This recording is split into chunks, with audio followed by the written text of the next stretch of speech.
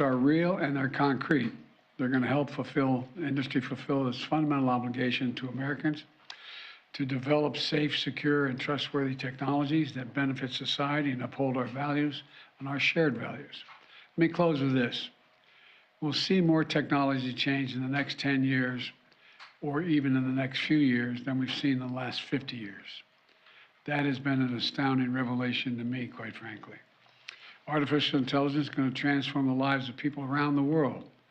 The group here will be critical in shepherding that innovation with responsibility and safety by design to earn the trust of Americans. And quite frankly, as I met with world leaders, all the G7 is focusing on the same thing. Social media has shown us the harm that powerful technology can do without the right safeguards in place. And I've said at the State of the Union that Congress needs to pass bipartisan legislation to impose strict limits on personal data collection, ban targeted advertisements to kids, require companies to put health and safety first. But we must be clear-eyed and vigilant about the threats of emerging technologies that can pose, don't have to, but can pose to our democracy and our values. Americans are seeing how advanced artificial intelligence and the pace of innovation have the power to disrupt jobs and industries.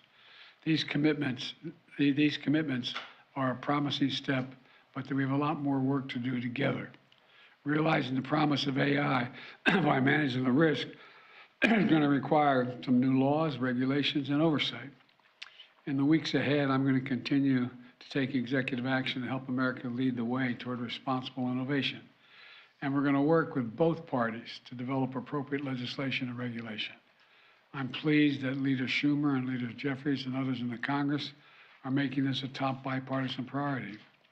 As we advance the agenda here at home, we'll lead work with our allies and partners on a common international framework to govern the development of AI.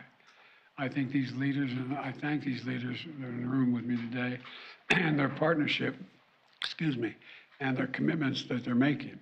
This is a serious responsibility. We have to get it right. And there's enormous, enormous potential upside as well. So I want to thank you all. And they're about to go down to a meeting, which I'll catch up with them later. So thank you, thank you, thank you. Mr. President, can you tell us about the hacking of cabinet officials by China and the threshold of concern you have about that, sir? Ready? Yes. How we get these guys now?